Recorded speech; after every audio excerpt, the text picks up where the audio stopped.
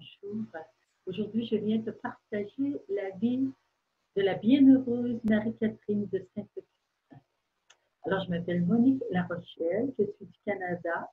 J'ai étudié en théologie, mais je me suis passionnée aussi par l'histoire et l'histoire des saints, spécialement les saints de mon pays, le Canada, de la Fondation du Canada. Alors, une de ces bienheureuses, c'est Marie-Catherine de Saint-Augustin, qui est française d'origine et qui a été une cofondatrice très importante au Canada. Alors, j'en fais d'abord une première partie où je vais vous décrire en gros sa vie. Ensuite, une deuxième partie où je vais l'approfondir pour ceux qui aiment les approfondissements. Il y en a des fois qui aiment ça y aller vite. Alors, aujourd'hui, on va aller assez vite dans la première partie. Alors, elle est née à Saint-Sauveur-le-Vicomte et elle rencontre très tôt les pauvres et les malades parce qu'elle est une hospitalière. Sa vocation naît chez ses grands-parents qui étaient de grands chrétiens et qui accueillaient les pauvres dans leur maison. Entrée chez les Augustines de Bayeux en 1646, elle avait 12 ans. Vous allez voir comment elle est précoce. Dans l'approfondissement, je vais vous le montrer. Elle part pour la Nouvelle-France alors qu'elle a 16 ans par permission spéciale. Elle n'a pas encore fait ses vœux. Elle va les faire en chemin pour aider les religieuses hospitalières de l'Hôtel-Dieu de Québec. On a encore notre Hôtel-Dieu à Québec. Alors, elle y a travaillé quand elle est arrivée. C'était comme une petite cabane. Hein? C'était un très pauvre hôpital. En 1647, en effet, les religieuses hospitalières de l'Hôtel-Dieu sont débordées par les tâches. Elles ne peuvent pas fournir et elles demandent au Père Dumont, qui est un jésuite.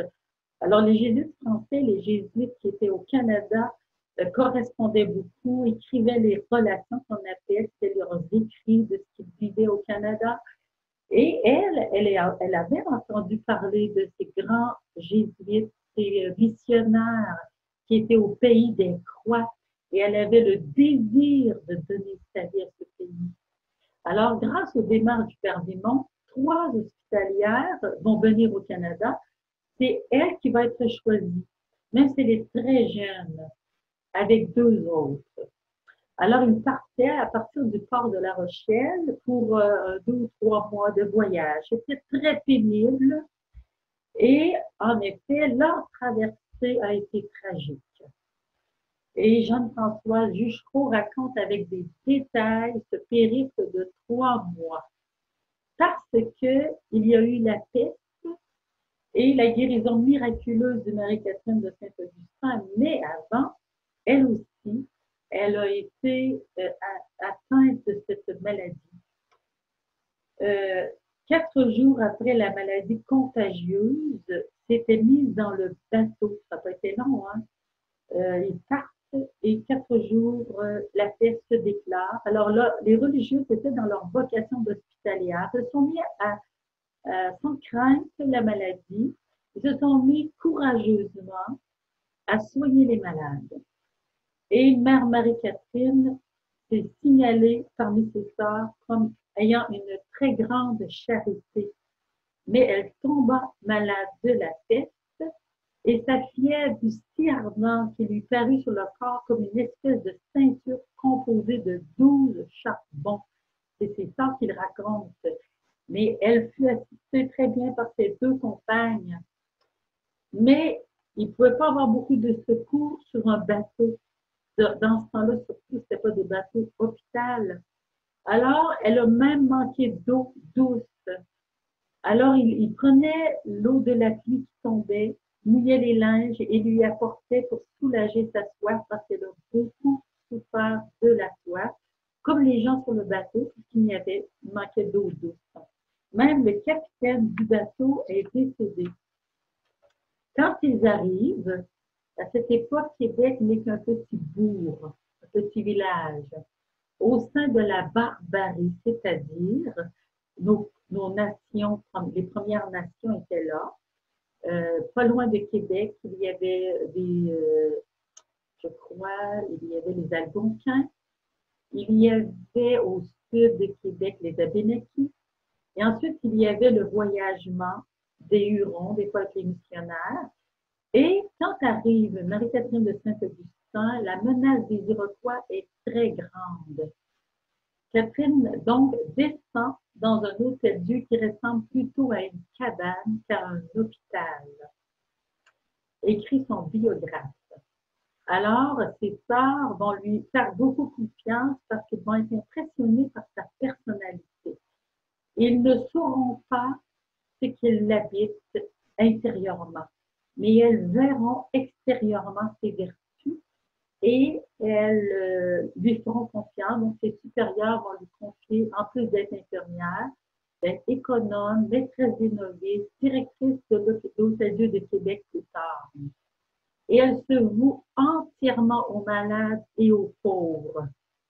Le père jésuite Paul Ragueneau, on va s'appuyer beaucoup sur lui pour raconter sa vie parce que c'est lui qui a eu l'ordre de Monseigneur de Laval d'écrire sa vie après la mort de Marie-Catherine.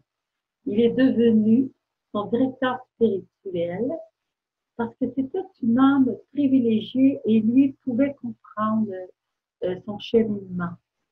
C'est lui qui écrira donc sa biographie et Marie-Catherine de Saint-Augustin est renommée par ses œuvres charitables dans un pays qu'elle aime et qu'elle adore. Elle va dire de Québec que c'est son petit paradis. Mais quelle pauvreté, quel dépouillement, parce que quand c'est l'hiver, le froid rentre dans ces petites cabanes et les sœurs, elles soignent comme elles peuvent. Et elle va mourir le 8 mai en 1668 des suites de la tuberculose, parce que la tuberculose faisait des ravages dans ses froids.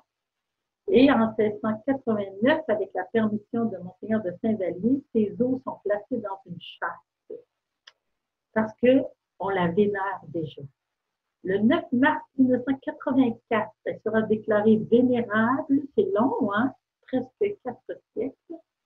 Le 23 avril 1989, Jean-Paul II va la proclamer bienheureuse et on va la fêter le 8 mai. Catherine de Lompré de Québec est nommée en son honneur, l'édifice Catherine de Lompré. Elle est aujourd'hui reconnue comme cofondatrice de l'Église du Canada. J'aimerais vous parler dans ce petit enseignement de son voyage sur le bateau quand elle vient au Canada. Comme je vous le disais, elle a une mission extérieure, être infirmière, soigner les malades, les pauvres, accueillir.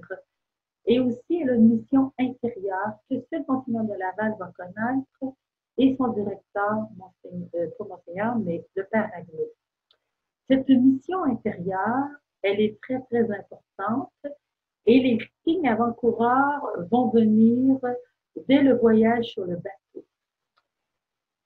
Le signe de sa mission auprès des malades, c'est qu'elle va se mettre à soigner les malades sur le bateau. Et elle va être très courageuse parce qu'elle doit affronter la mort. Soignant les malades de la peste, elle dit oui à mourir. Et ça prend beaucoup de courage. Nous autres, on vit une pandémie présentement et les infirmières, les médecins disent oui à l'attraper cette maladie. Et ça prend beaucoup de courage. On peut prier Marie-Catherine de Saint-Augustin. Donc, c'est ce qu'elle va faire toute sa vie et on va s'apercevoir de sa patience, de sa douceur, de son amour pour les malades. Et les gens de Québec, les Amérindiens vont vouloir se faire soigner par elle. Ils vont l'appeler la Grande Dame. Et les Iroquois vont les appeler les sœurs, les filles blanches. Même ils voulaient les voler à un moment donné. Alors, elle va raconter par elle-même ce voyage. Elle dit, étant sur mer pour venir dans ce pays, elle avait écrit sa biographie parce que le Père Ragueneau lui avait demandé. Maintenant, cette biographie, elle est perdue, mais il nous reste le livre du Père Ragueneau qui la cite abondamment. Alors, elle dit, je fus malade de la peste jusqu'à l'extrémité et on attendait que le moment auquel je dus expirer. Donc, elle est sur le point de mourir. Alors, dit, je priais qu'on me laissait un peu seule dans ma chambre. Les sœurs, ils ne voulaient pas la laisser toute seule. Ils voyaient qu'elle était tellement malade sur le point de mourir. Ils voulaient l'assister jusqu'à la dernière minute. Et elle veut être avec le Seigneur, elle a besoin de parler à son Seigneur. Alors, dans son esprit, elle dit, j'étais dans un grand calme, j'étais même contente de mourir. D'autant qu'il me semblait que je rendais plus d'hommage à la volonté de Dieu en mourant. Elle croyait cela. Parce que, je dois vous le dire, à 3 ans et demi, 4 ans, le Seigneur Jésus lui a fait une grande grâce de lui montrer qu'il n'y avait pas de plus grande chose pour une personne humaine que de vivre la volonté de Dieu, de demeurer dans la volonté de Dieu, de la faire. Alors, saisie comme ça, toute petite, elle va avoir une dévotion profonde, un désir constant de faire la volonté de Dieu. Alors, elle pense que maintenant, de mourir, c'est la volonté de Dieu. Alors, je pensais à Dieu, toute seule, comme ça, dans ma chambre de bateau, avec paix et confiance. Et voilà qu'un gros dragon se met à côté de moi. Alors, va commencer le dévoilement de sa mission intérieure, mais elle ne le sait pas encore. Ce dragon symbolise donc l'ennemi de Dieu et notre ennemi, celui qui nous veut du mal et qui veut toujours tout détruire, qui nous accuse et qui veut nous décourager, nous désespérer. Alors, elle le voit, sa gueule grande ouverte, qui semble vouloir m'engloutir. Quand quelqu'un est sur le point de mourir, et Marie-Catherine pense mourir, alors lui, il vient pour tenter l'âme de désespoir, en l'accusant. Alors, ce dragon se met à côté de moi. Il tenait 2 griffes levées en haut, comme pour me saisir, sitôt que je serais jugée. Parce que dans la foi catholique, nous croyons qu'après la mort, nous avons un jugement particulier, c'est-à-dire, nous voyons nos péchés en toute clarté, et c'est ce qu'elle va vivre juste avant de mourir. Alors, j'ai une grande peur à la vue de ce monstre d'enfer. Mais ce qui pensa me faire mourir fut la vue claire et distincte du nombre et de la qualité de tous mes péchés. Voilà, c'est ce qui se passe. Nous sommes sur le bord de la mort, nous revoyons notre vie, le beau et le moins beau, mais là, elle est saisie par la vue du moins beau. Ses péchés lui semblaient si horribles que moi-même, je me condamnais à l'enfer. Alors, il est aussi une hypothèse que nous faisons dans l'Église, que quand nous voyons après notre mort l'état de notre âme, bien c'est nous-mêmes qui nous condamnons, soit au purgatoire, soit à l'enfer, ou bien qui faisons un acte total de foi et de confiance en la miséricorde de Dieu et qui entrons soit au purgatoire, soit dans le ciel. Et on le voit. C'est nous qui voyons très clairement où nous choisissons d'aller. Alors elle dit, je me condamnais à l'enfer dans ce moment, car ce but ne durera pas. Le Seigneur il est là pour la défendre, parce que le démon, ce qu'il est en train de faire, c'est de l'accuser. Il lui montre ses péchés. Et lui, il veut la décourager. Vous savez que le curé d'Ars, je crois qu'il avait demandé de voir ses péchés et il les a vus d'une façon terrible, un peu comme elle. Et il a dit, ne faites jamais cela. Ne demandez jamais à voir vos péchés parce que c'est le découragement. Hein? On ne peut pas vivre avec ça. Et en effet, pendant qu'elle a vu ça, elle dit, j'ai jeté ensuite un soupir et adoré sans rien dire ce que Dieu ordonnerait de moi à toute éternité. Comme c'est une âme adoratrice, c'est une âme aimante et confiante en Dieu, qui veut seulement sa volonté, elle se tient en silence et en adoration devant le jugement de Dieu. Elle ne laisse pas son cœur aller à la peur, ni au désespoir. Elle laisse Dieu choisir. Aussitôt, cette vue horrible s'effaça de ma mémoire. C'est la vue de ses péchés qui s'efface, de sa mémoire et de son esprit. Et elle demande que plus jamais cela n'arrive, exactement comme notre curé d'Ars. parce que c'est trop horrible, parce qu'on peut tomber dans le désespoir. Mais le dragon, lui, demeure là. Elle n'a pas encore fini de comprendre la paix qu'elle va recevoir un peu plus tard. Et lui, il est là, et il me fit comme l'abrégé de tous mes péchés passés. Il recommence à l'accuser dans le fond. Lui, on le dit, c'est un accusateur. À chaque fois que je me sens coupable d'une façon obsessionnelle et écrasée par mes péchés, comme incapable de retourner vers le Seigneur, faire confiance à sa miséricorde, sachant que c'est lui qui accuse.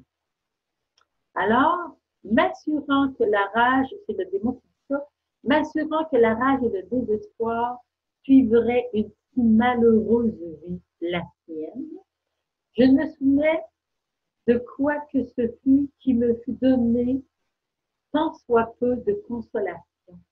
Elle ne se souvenait plus de ce qu'elle avait fait de bien dans sa vie. Alors, dans cette extrémité de découragement ou de désespoir qu'elle sentait vivre, elle dit, je me tournai vers Dieu. Je crois que je lui dis ces paroles. Mon bon Dieu, j'ai toujours espéré en vous. J'y espère et je mourrai avec paix dans la confiance que j'ai qu'à toute éternité, je ne me départirai point de vos saintes volontés. Voyez-vous, son grand désir, c'est seulement la volonté de Dieu. Elle ose dire au Seigneur, donnez-moi, j'en suis contente. Ça, c'est bizarre, hein? On ne peut pas être content d'être donné. Mais, voyez-vous, qu'elle dit, mais mon Dieu, en enfer, je ferai vos saintes volontés. Comment peut-on faire les volontés de Dieu en enfer? Il n'y a pas de volonté de Dieu en enfer. Et puisque vous avez dès mon bazar imprimé si avant dans mon cœur ce désir de faire votre volonté, il y restera toute éternité, même si je suis en enfer. C'est ça qu'elle dit au Seigneur. C'est une prière vraiment aimante, confiante jusqu'à l'héroïsme. Il fallait qu'elle soit ancrée dans la confiance en Dieu, dans son amour, sûre que Dieu l'aime, et elle n'a pas peur. Elle ne peut pas avoir peur de Dieu, elle a peur du démon. Vous allez voir. M'adressant ensuite à la Sainte Vierge, je lui dis avec toute la tendresse et la confiance d'un enfant envers sa bonne mère. Eh bien, Sainte Vierge, il sera donc dit qu'une personne laquelle, après Dieu, en met toute sa confiance en vous, sera donnée. J'en suis contente, Sainte Vierge. Et en enfer, vous serez ma reine, ma dame, ma maîtresse et ma mère. Voyez-vous, confiance totale, ne se laisse pas couler dans le désespoir. Je veux vous aimer. Elle fait un acte héroïque d'amour, de charité. Et mon amour, il sera plus grand pour vous que la rage et la haine des démons et des damnés. Parce qu'en enfer, il n'y a que la rage des démons, que le blasphème. Comme j'achevais de lui parler, je la vis paraître comme une dame pleine de majesté et de douceur. Alors, là, ça montre pour Marie-Catherine une vie mystique. Dans le fond, la vie mystique, chaque chrétien est appelé à la vivre, c'est-à-dire une vie dans la docilité à l'Esprit Saint. Même le prophète Joël nous a parlé des songes et des visions qui pourraient sur les vieillards, les jeunes gens, les prophéties qu'ils pourraient avoir après avoir reçu l'Esprit Saint. Alors, Marie-Catherine est une chrétienne qui vit dans l'Esprit Saint et le Seigneur a choisi pour elle une vie spéciale. C'est pas seulement une vie de foi où on n'a pas nécessairement des grands signes, mais elle va avoir des visions et des songes pour l'aider à son combat spirituel contre les esprits mauvais qui infectent le Canada à son arrivée. C'est une mission, c'est son rôle à elle, sa mission invisible que j'appelle. C'est sa deuxième mission. Alors, elle n'aurait pas pu combattre ainsi les esprits mauvais qui sont invisibles sans l'aide d'une certaine façon visible de la Vierge Marie Jésus et des saints, de son ange gardien quelquefois. Elle n'aurait pas pu, le combat était trop inégal. Alors le ciel est avec elle, mais elle aura beaucoup à souffrir pour vaincre, et elle va vaincre. Alors, comme elle achève de parler à la Vierge Marie, je la vis paraître comme une dame pleine de douceur et de majesté. Et voici ce que la Vierge Marie lui dit. Ma fille et ma sœur. Pourquoi la Vierge Marie l'appelle sa fille? C'est qu'elle vit l'esprit que vit la Vierge Marie. Elle vit dans la volonté du Père.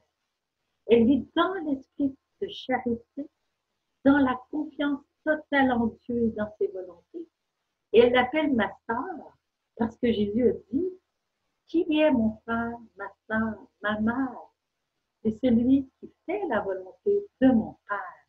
Et en effet, la bienheureuse Marie-Catherine de Saint-Augustin n'a qu'un désir à ce moment-là, déjà à 16 ans, c'est de faire la volonté de Dieu, qu'elle se fasse en elle totalement.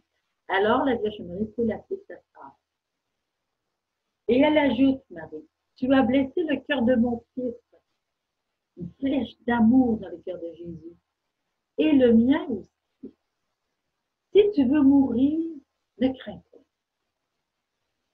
Ne crains pas le démon qui ne saurait te nuire. Je suis ici pour te recevoir. Autrement dit, je ne te laisserai pas en tes griffes du démon.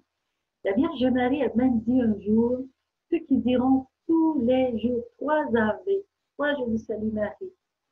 Et moi, je serai le dernier jour, le jour de votre mort, je serai là pour vous accueillir. Elle a fait des promesses comme ça. Alors, elle dit à Marie-Catherine, je serai là, je suis là pour t'accueillir. Mais, on te demande encore pour la terre. Ça veut dire au ciel, là, on te demande encore pour la terre. Que veux-tu? Tu as le choix. C'est fort pareil. Moi, j'ai entendu des témoignages comme ça d'une petite religieuse qui disait, elle était sur le point de mourir, elle avait attrapé elle aussi une maladie contagieuse dans son pays, dans le pays où elle avait été missionnaire. Et le Seigneur lui donnait le choix, soit de partir tout de suite au ciel, soit de rester sur la terre pour continuer de vivre sa mission. Puis, elle a dit au Seigneur, non, je vais rester sur la terre parce que je n'ai pas assez aimé et parce que ma famille en voudrait si tu viens me chercher tout de suite. Alors, le Seigneur a respecté sa volonté. Il se passe la même chose pour notre bienheureuse Marie-Catherine de Saint-Augustin. Ce que je veux, Sainte Vierge, vous le savez, que la volonté de votre Fils et la vôtre soit faite en moi. Toujours ce qu'elle va faire. Vous resterez donc, nous dit la Vierge Marie. Donc, la Vierge Marie lui confirme qu'elle va rester dans le monde, mais elle lui dit, vous resterez donc encore au monde, mais avec incertitude de votre salut. Pensez-y. Pourquoi la Vierge Marie dit-elle cela? C'est que jusqu'au dernier souffle, je serai dans l'incertitude de mon salut, parce que c'est celui qui persévère jusqu'à la fin qui sera sauvé. Donc, Marie-Catherine se met dans un risque. Est-ce qu'elle va être capable de persévérer? Alors, elle ne s'appuie pas sur sa fidélité.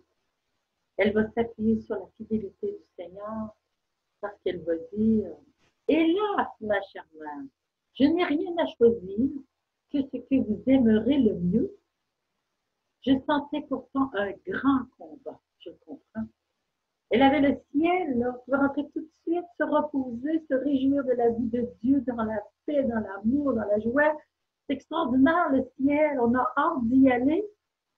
Mais elle dit, mais je ne pouvais avoir de désir que pour la volonté de Dieu. En effet, le Seigneur y avait inscrit en elle ce désir et elle va y être fidèle.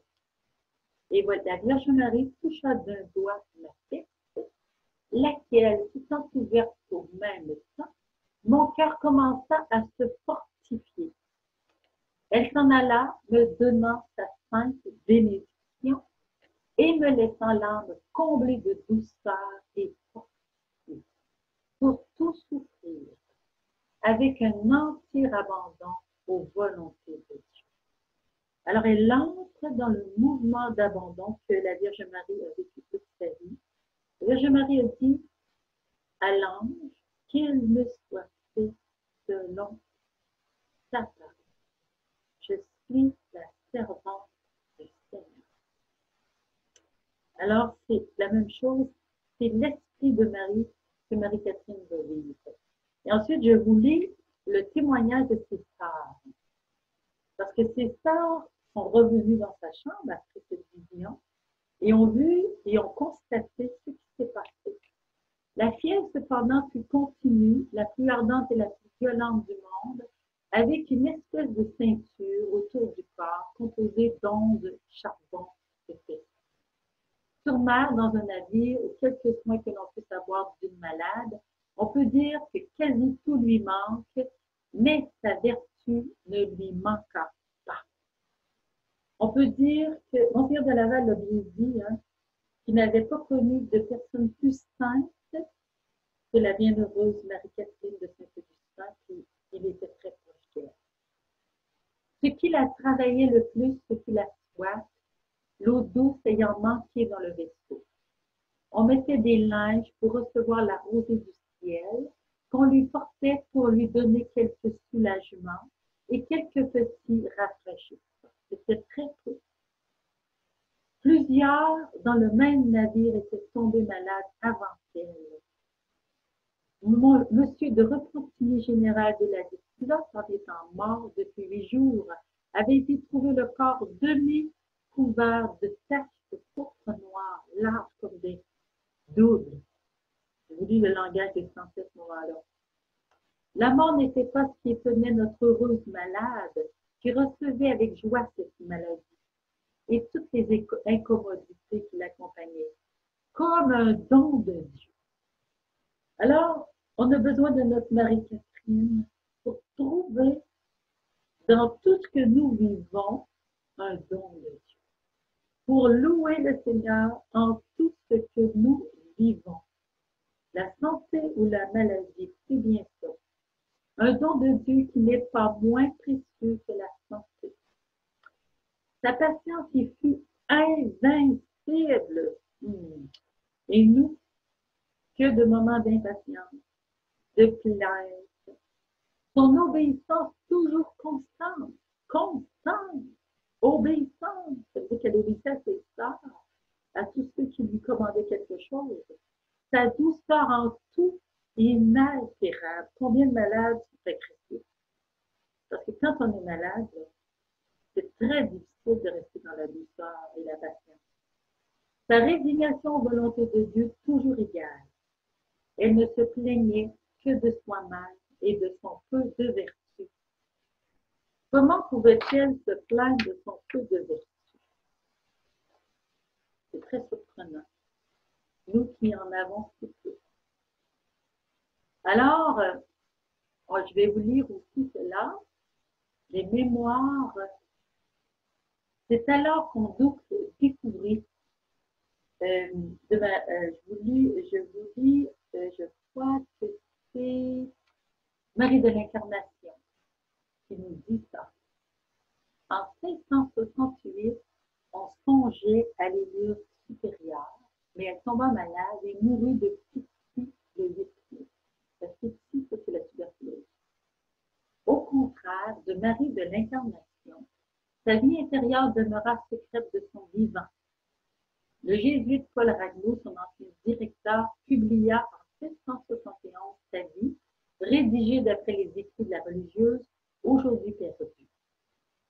C'est alors qu'on découvrit le drame intérieur de la jeune hospitalière, simple, fidèle aux yeux de tous, mais tourmentée par des obsessions sataniques conduisant jusqu'aux portes du désespoir. Catherine avait soutenu la lutte avec un courage sans exemple, adoptant pour guide le martyr Jean de Brébeuf, dont l'expérience spirituelle avait quelques similitudes avec la sienne.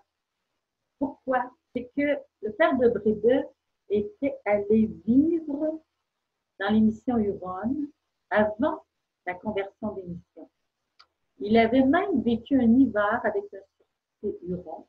Il avait supplié les Hurons de ne pas le placer dans la même tente que cet homme qui était sorcier. Mais on ne l'a pas écouté. Donc, il a vécu en présence de quelqu'un qui invoquait des esprits mauvais. Mais les Premières Nations vivaient une religion, on appelle ça les premières religions du monde, dans le monde entier. Hein. C'était une religion comme de base, avec la nature. On évoquait les esprits de la nature. On faisait des totems avec les animaux. On se choisissait des noms d'animaux. Et puis ensuite, l'ennemi de l'homme venait se mêler à cette religion. Les autres, ils ne s'en rendaient pas compte, ils se conduisaient souvent par leurs songes. L'ennemi peut se mêler aussi à nos songes. Et il n'avait pas l'Esprit Saint dans ce temps-là, sauf que l'Esprit Saint est libre. Il priait le grand Manitou, le grand esprit, mais le grand esprit pour eux, qui était-il? C'était l'esprit de la nature. Ils ne connaissaient pas le Dieu révélé par Jésus-Christ, bien entendu. Et c'est pour ça que les missionnaires sont venus pour leur annoncer cette grande nouvelle que ce Dieu d'amour, ce grand esprit qu'ils appelaient, s'était révélé en Jésus-Christ, son Fils, et qu'il donnait son esprit à lui, l'Esprit Saint, pour qu'on puisse vivre comme enfant de Dieu. Et ça valait la peine que les missionnaires donnent leur vie. Et c'est pourquoi en France, on lisait avec passion les relations des Jésuites qui racontaient ce qu'ils vivaient dans les Premières Nations. Alors, le père de Brébeuf a vécu, je pense, 3 ans avant qu'il puisse y avoir une petite convertie. C'était très difficile parce que le pays était infesté des esprits mauvais qui trompaient, qui mentaient, qui accusaient les missionnaires et qui mentaient aux Hurons. Et les Hurons essayaient de savoir la vérité dans tout cela. Et ils avaient aussi, quand ils faisaient la guerre, des mœurs très barbares. Et ils martyrisaient leurs prisonniers, comme les Iroquois, comme les autres nations. Et ils les brûlaient, ils leur arrachaient les dents. C'était des coutumes qu'ils vivaient. La guerre était constante, la haine, la vengeance, la rancune.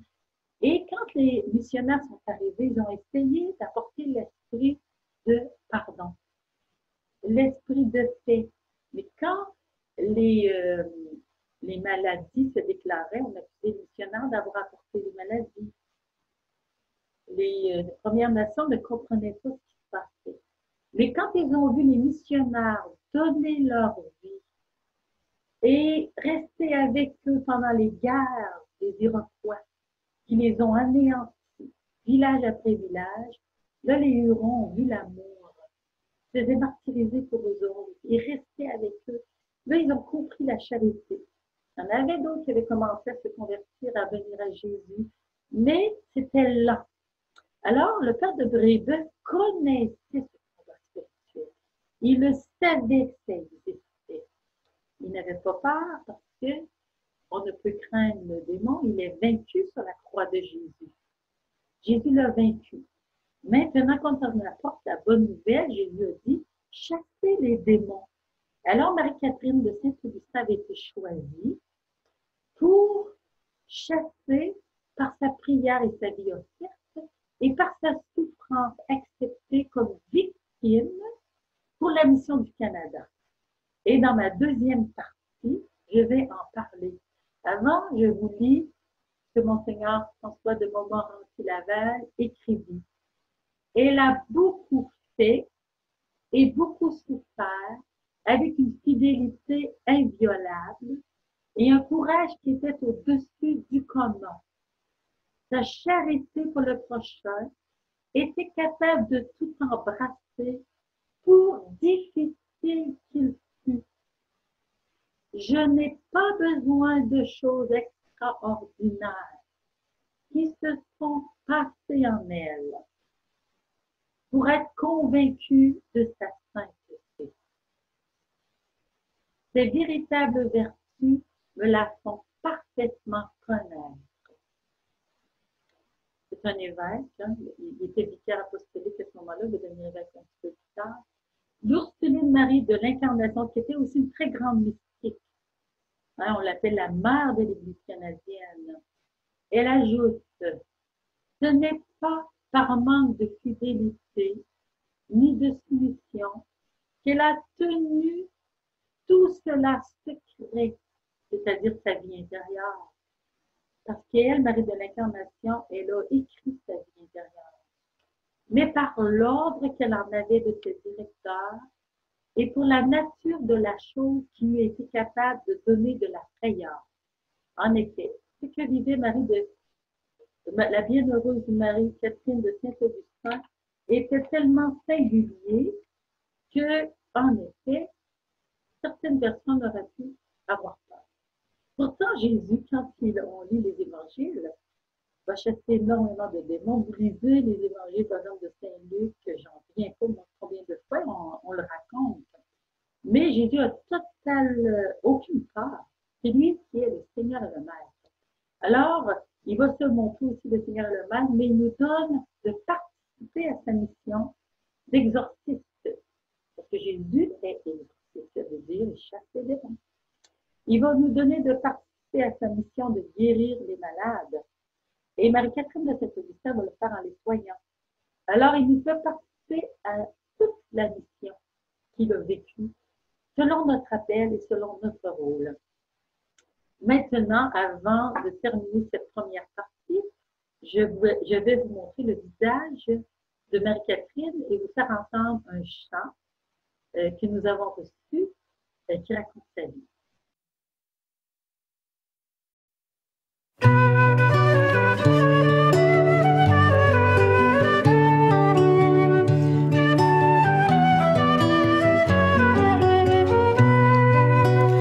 Marie-Catherine de Saint-Augustin, tu soignes tous les pauvres, malades et opprimés.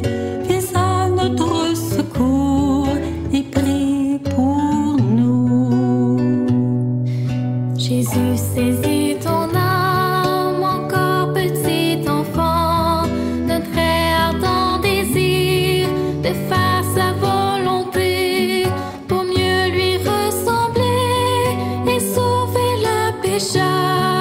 Tu désires souffrir pour son amour.